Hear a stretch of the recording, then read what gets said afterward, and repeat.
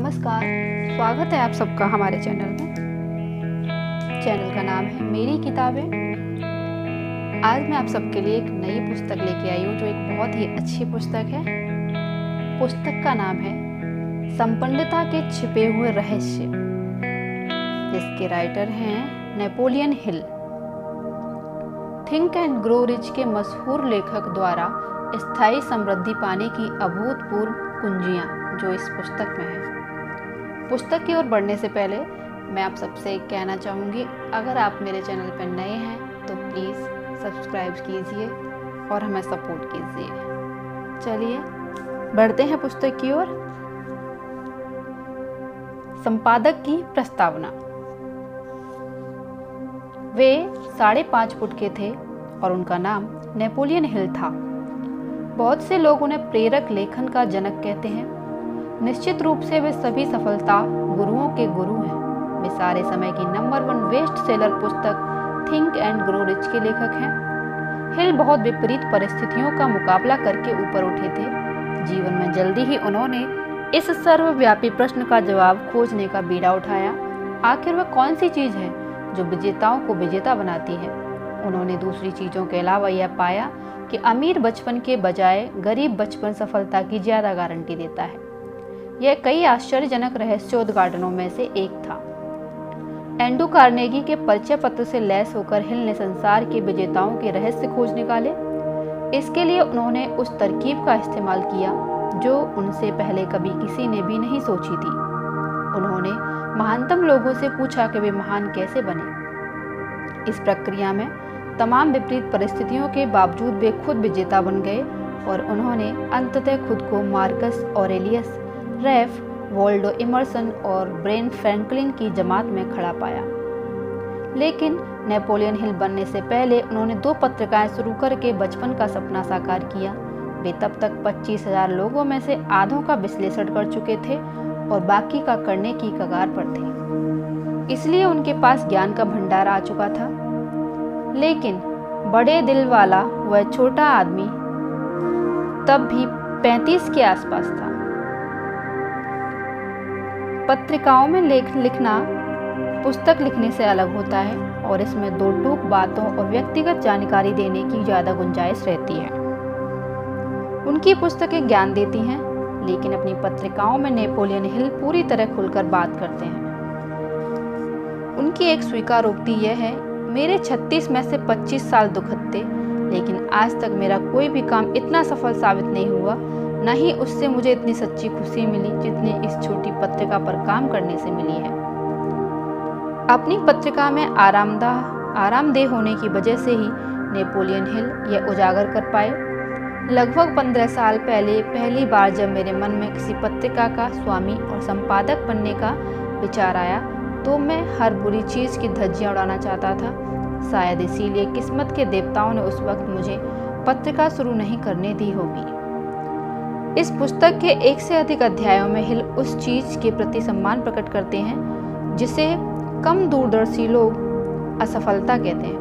उनका खुद का जीवन विजयी असफलताओं की अनवरत श्रृंखला थी। 50 साल पार करने के बाद उन्होंने इस बात पर हैरानी जताई कि एक पूरा दशक गुजर गया, लेकिन उन पर कोई व्यक्तिगत विपत्ति क्यों नहीं आई थी। नेपोलियन हिल अक्सर नीचे गिरने के बावजूद मैदान नहीं छोड़ते थे। वे कभी अपने निश्चित मुख्य लक्ष्य से नहीं डगमगाते थे।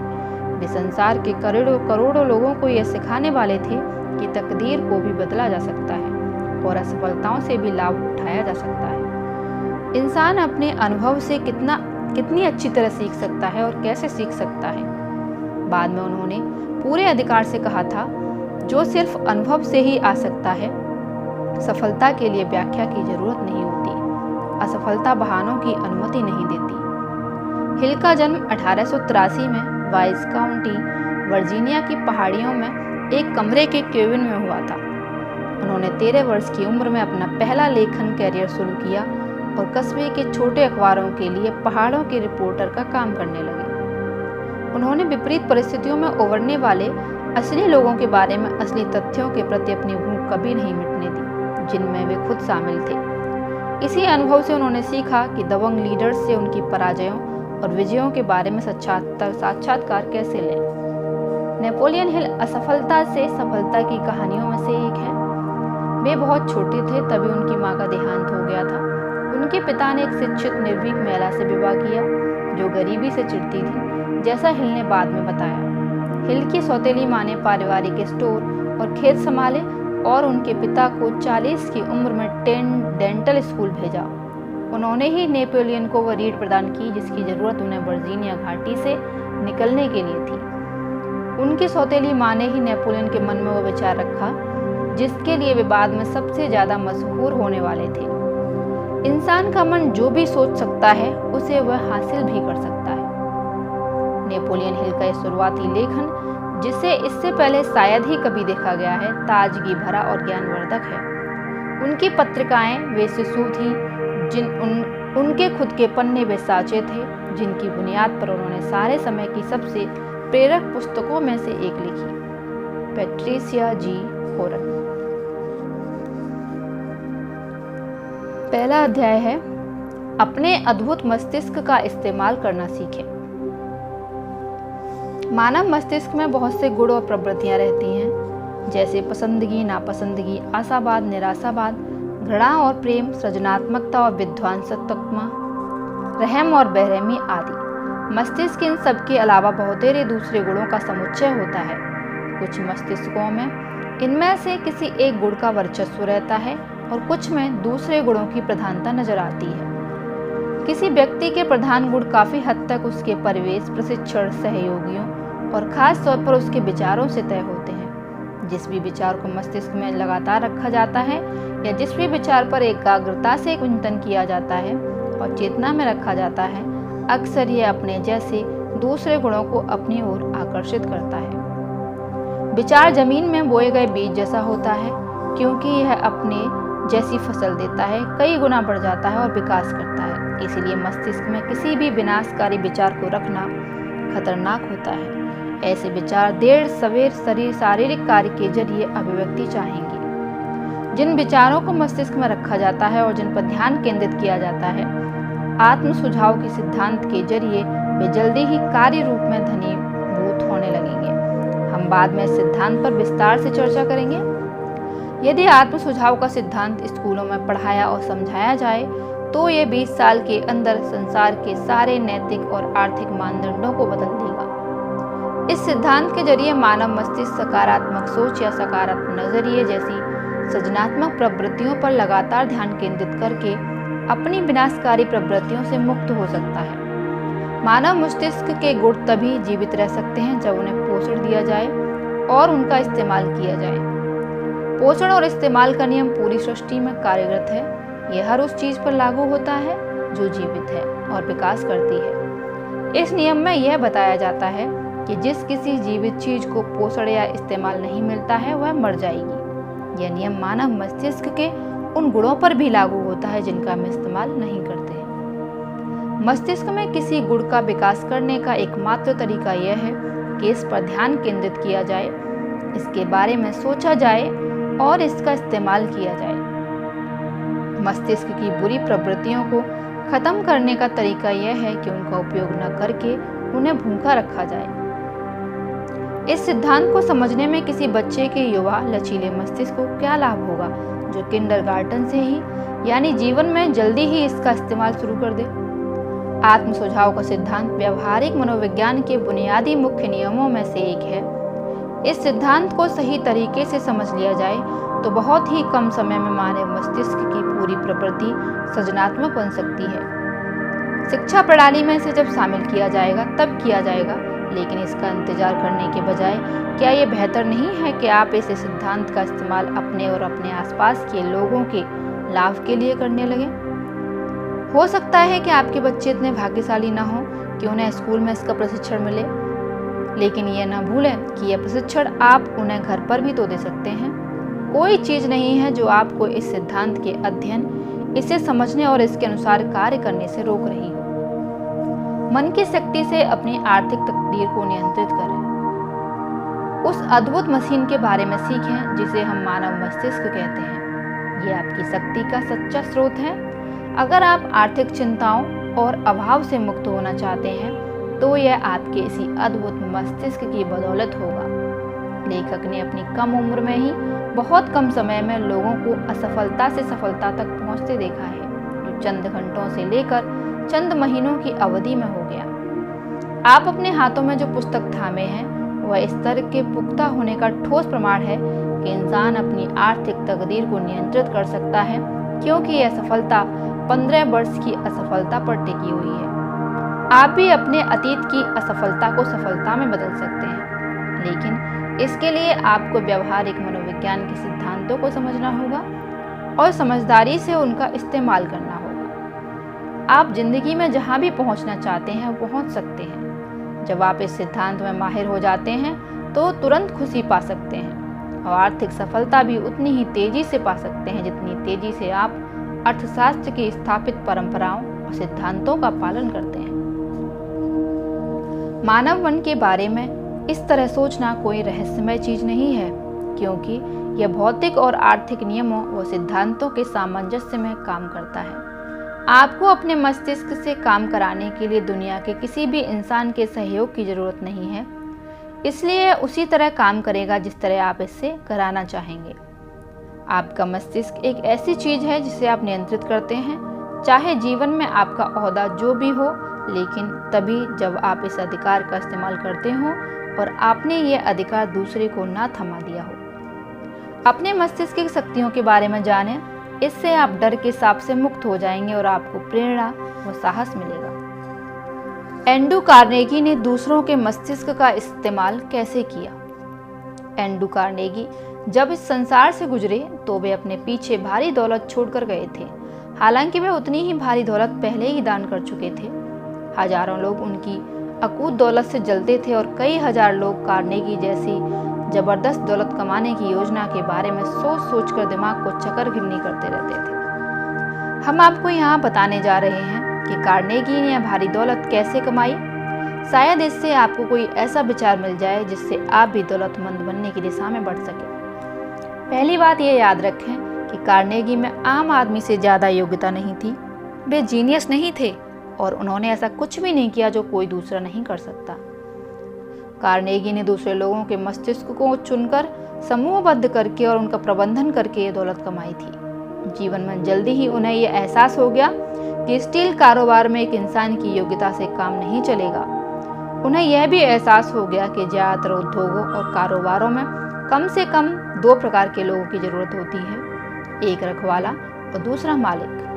कार्नेगी ने मनचाहे लोगों को चुना, उन्हें संगठित किया, उन्हें दिशा दिखाई, उन्हें सबसे ज्यादा सेवा करने के लिए प्रोत्साहित व प्रेरित किया। उन्होंने उन्हें आपस में और कार्नेगी से सहयोग करने के लिए भी प्रेरित किया।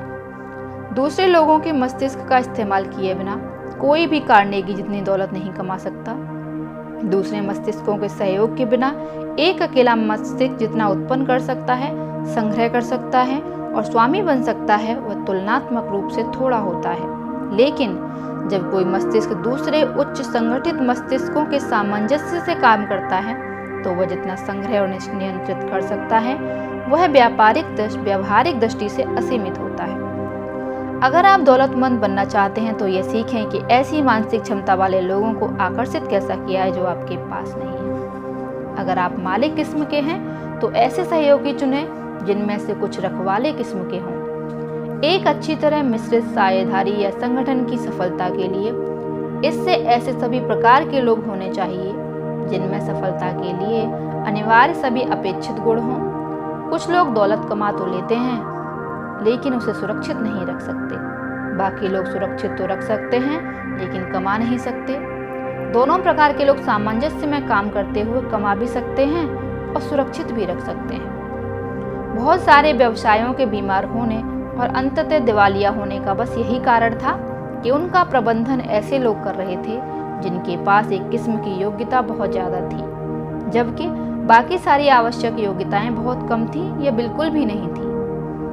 सफल कारोबार के लिए सिर्फ पूंजी की ही जरूरत नहीं होती, इसके लिए अच्छी तरह संतुलित मस्तिष्क भी चाहिए होते हैं जो रखवाले और मालिक किस्म के लोगों के मिश्रण और विविध रंगों से बने हों। जादुई मानव मस्तिष्क वर्तमान समय उस इंसान का नहीं है जो सिर्फ उसी पर विश्वास करता है जिसे वह समझता है।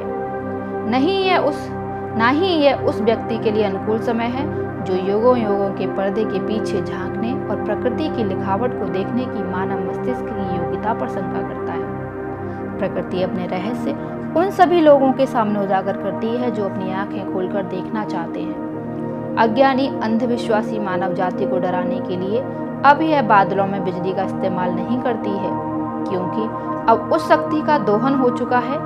इसी शक्ति से हमारे उद्योगों के पहिए घूमते हैं, हमारी आवाज एक जगह से दूसरी जगह तक पहुंचती है और हमारे मंडराते विचार एक नैनो सेकंड में पृथ्वी के किसी भी हिस्से में पहुंचते हैं। विद्युत की शक्ति अब भी वही है जो सैकड़ों वर्ष पहले थी, लेकिन हमें इसके बारे में कुछ नहीं पता था। हम बस ये मानते थे कि यह विनाशकारी होती है। तब हम यह नहीं जानते थे कि एक दिन यह हमारी सबसे बड़ी सेवक बन जाएगी और हमारे इशारों पर चलेगी। हम विद्युत को नहीं समझते थे, इसलिए कुछ समय पहले तक हमने इसका स्वामी बनने की कोई कोशिश नहीं की। हम पृथ्वी की प्राकृतिक शक्तियों की संभावनाएं कैसे खोज सकते हैं? हम ऐसा सिर्फ प्रयोग के जरिए, कल्पना के इस्तेमाल के मार्फत कर सकते हैं। यह निर्णायक रूप से कल्पना का, अन्वेषण का और प्रयोग का युग है। मानव जाति अब डर और शंका की बेड़ियों को उतार कर फेंकने लगी है और इसने प्रगति के औजारों को थाम लिया है जो सदियों से हमारे कदमों में पड़े हुए हैं। वर्तमान युग मानव जाति के इतिहास में सबसे शानदार युग है। ये अपने प्रगतिशील आविष्कारों में ही शानदार नहीं है, बल्कि मानसिक विकास में भी है। हर दिन संसार में किसी नई प्रौद्योगिकी या आविष्कार की घोषणा होती है और इनमें से कोई भी मानव मस्तिष्क के बिना संभव नहीं होता। हमें अपने पड़ोसियों से झगड़ना क्यों छोड़ना चाहिए? जिन लोगों पर हमें गुस्सा होता है उनसे हिसाब बराबर करने में हमारा जितना समय और ऊर्जा खर्च होती है, उससे हम स्वतंत्र रूप से दौलतमंद बन सकते हैं, बशर्ते हम इस महान शक्ति को सृजनात्मक प्रयास में लगाएं, बिगाड़ने के बजाय बनाने में लगाएं।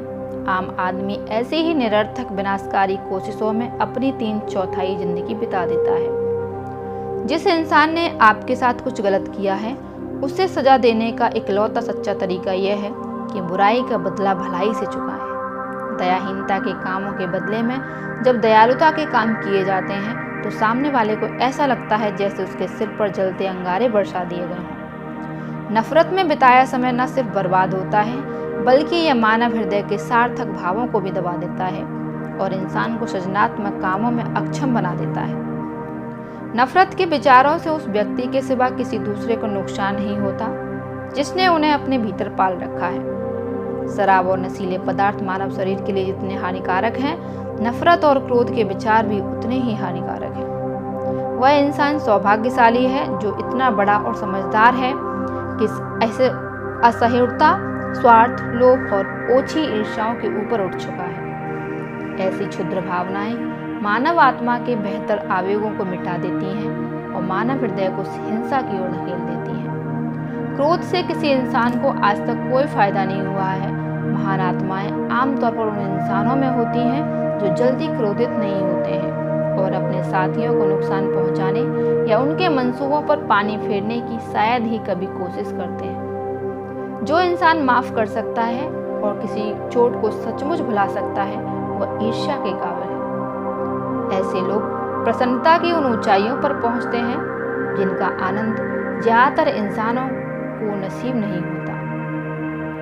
इसमें कितना समय लगेगा जब मानव जाति एक दूसरे के हाथों में हाथ थामकर जीवन के मार्ग पर चलना सीख लेगी, टांग मारकर किसी को गिराने के बजाय प्रेम के भाव से एक दूसरे की मदद करेगी। यह सीखने में हमें कितना समय लगेगा कि जीवन में सच्ची सफलता का इकलौता पैमाना यह है कि हम मानवता की किस हद तक सेवा करते हैं। यह सीखने में हमें कितना समय लगेगा कि जीवन की सबसे समृद्ध नियामतें उस इंसान के पास आती हैं जो दूसरों को नुकसान पहुंचाने की बर्बर प्रवृत्ति से ऊपर उठ जाता है।